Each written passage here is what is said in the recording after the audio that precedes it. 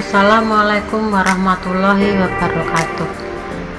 Halo, apa kabar teman-teman semuanya? Semoga teman-teman semuanya selalu sehat, panjang umur, diberi kesuksesan dunia akhirat, anak yang soleh-solehah dimanapun kalian berada. Teman-teman, dalam kesempatan kali ini saya mau berbagi cara berselawat menurut pengalaman saya pribadi. Teman-teman, saya merasa sudah sukses, sudah pernah mendapatkan keajaiban yang sudah saya share di video saya sebelumnya. Kali ini bagaimana cara berselawat yang sudah saya lakukan gitu, sehingga saya bisa mendapatkan keajaiban dari Allah. Teman-teman, semuanya itu butuh proses teman-teman. Pertama, saya memperbaiki sholat saya, sholat wajib terutama, sholatnya harus di awal waktu atau tepat waktu bersamaan dengan sholat rawatib, yaitu qobliyah ba'diyah. Itu sangat penting teman-teman, karena Allah sangat menyukai sholat sunnah yang tidak semua orang dikerjakan, sehingga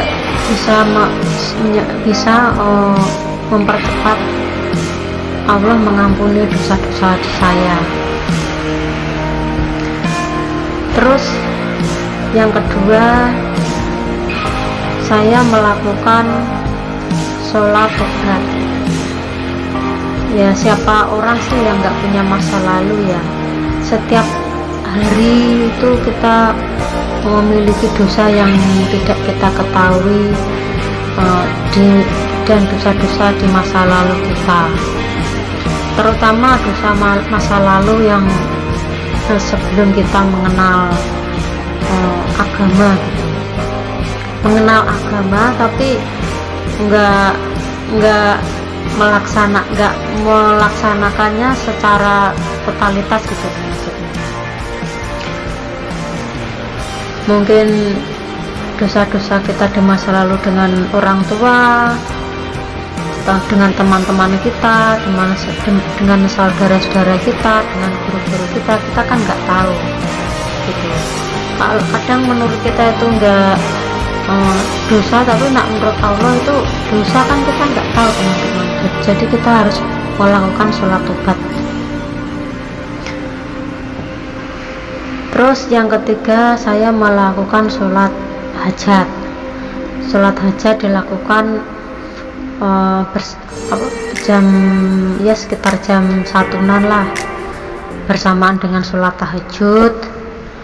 Kita melakukan sholat hajat, lalu kalau bisa itu sholat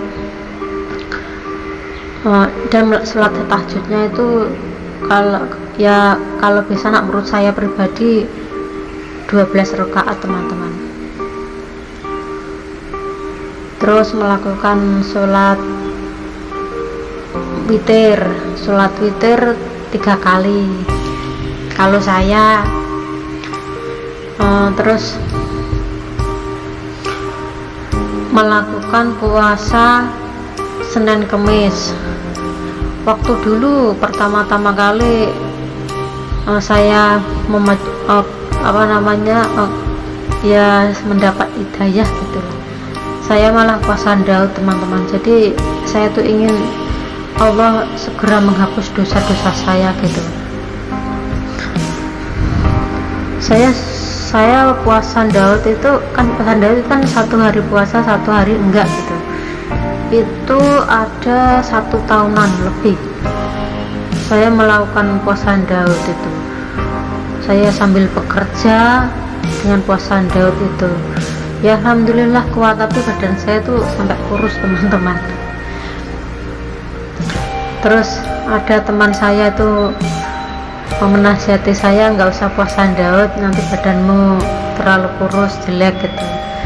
Terus puasa aja Senin Kamis itu. Terus sampai sekarang saya melakukan Senin Kamis teman-teman. Ya sering lah gitu loh, kadang lupa gitu. Kalau kadang gini loh teman-teman, padahal besok itu hari Senin atau hari Kamis itu kadang tuh lupa gitu.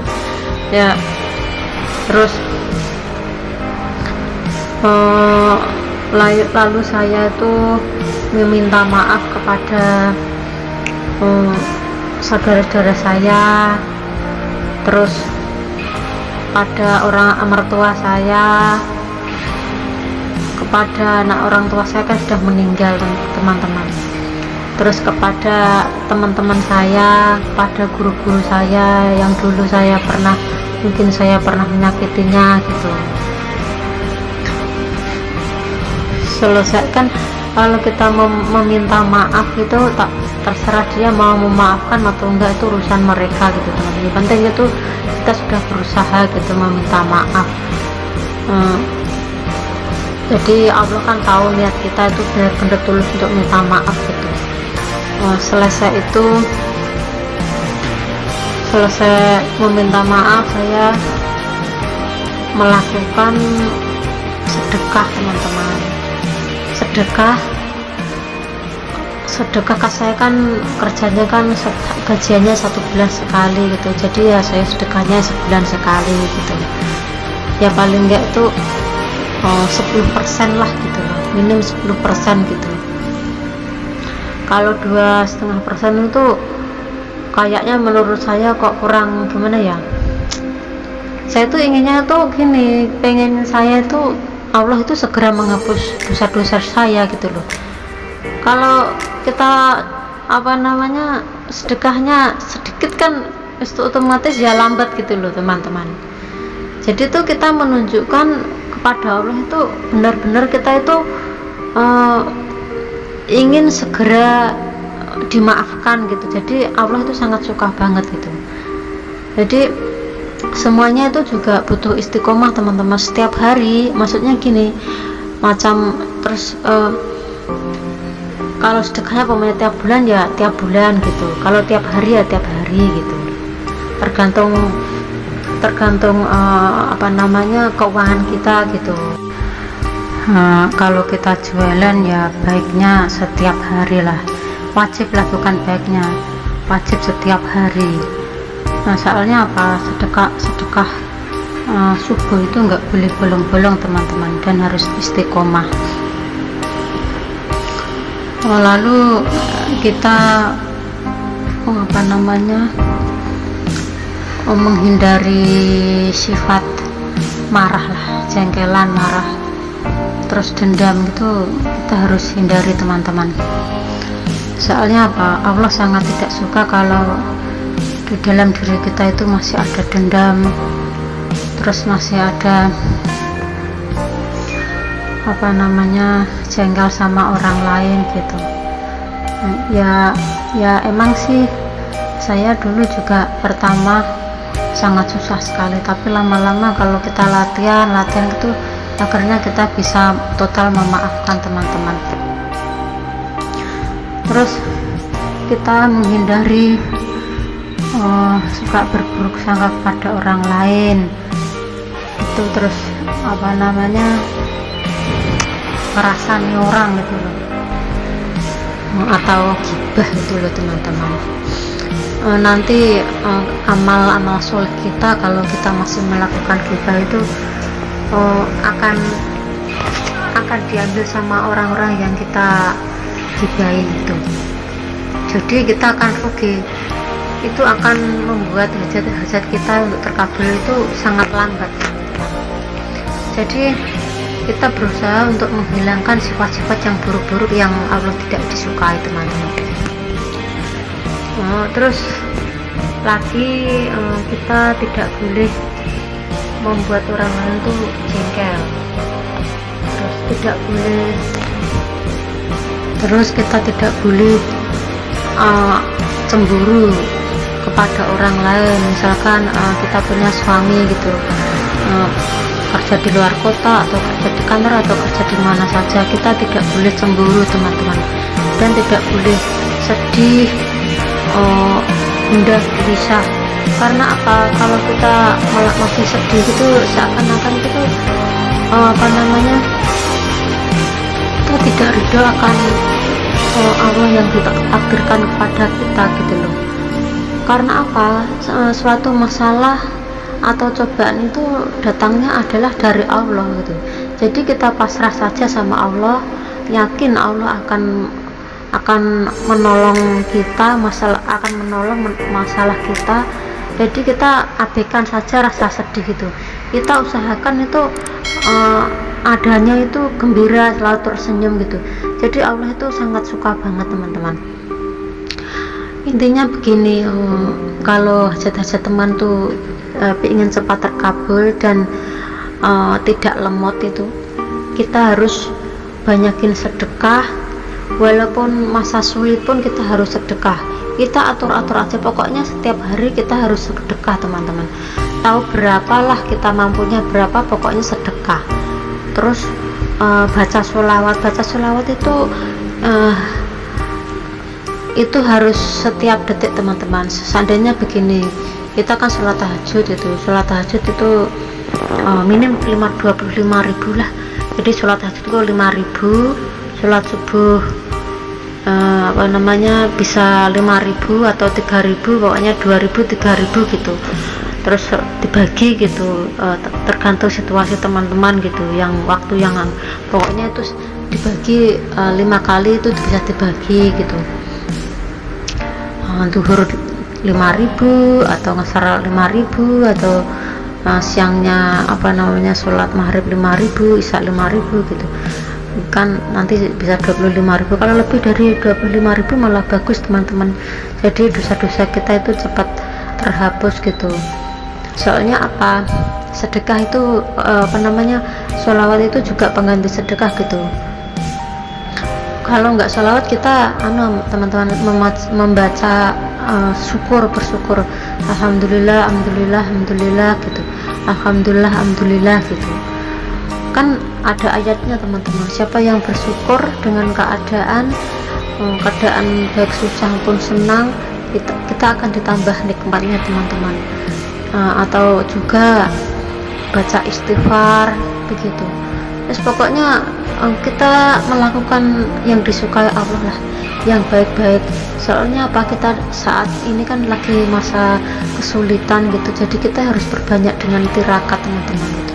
Nggak ada orang yang sukses itu tanpa mendekatkan diri sama Allah, itu nggak ada teman-teman. Teman-teman jangan berpikir selain di agama kita ya, itu mereka pun punya cara sendiri-sendiri gitu. Kita ikuti agama kita saja gitu, agama yang diridhoi sama Allah gitu. Jadi agama yang untuk umat di dunia ini gitu kan. Jadi kita melakukan sesuai dengan petunjuk Nabi Muhammad SAW aja gitu, sesuai Al-Quran aja yang diturunkan lewat Nabi Muhammad SAW. Jadi kita perbanyak sholawat, perbanyak sedekah itu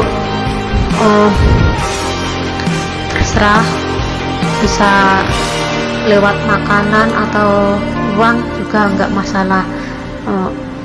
Kalau saya pribadi ya kadang uang kadang makanan gitu, nggak pasti. Terus juga lagi kita mengurangi tidur teman-teman. Jadi seandainya semalam kan kita tidur 5 jam gitu, pokoknya 6 jam gitu, kita kurangi gitu. Kalau kita bisa bangun jam 1 sampai subuh gitu, subuh itu jangan sampai tidur teman-teman. Karena apa, kalau subuh gitu kita tidur, nanti kita nggak ketemu sama malaikat pembagi rezeki teman-teman. Soalnya apa, yang mengistilahkan masalah kita nanti ditugaskan sama malaikat itu gitu loh kan. ada ayat, malaikat akan berdoa begini, ya Allah, berikan orang-orang yang bersedekah itu rezeki yang banyak, terus orang-orang yang pelit itu hancurkan mereka, kan begitu. Itu menurut pemikiran saya, dan saya pernah dengar di Pak Ustadz atau Pak Kiai, begitu teman-teman. Ya, sampai di sini dulu, itu pengetahuan saya. Kalau ada kesalahan atau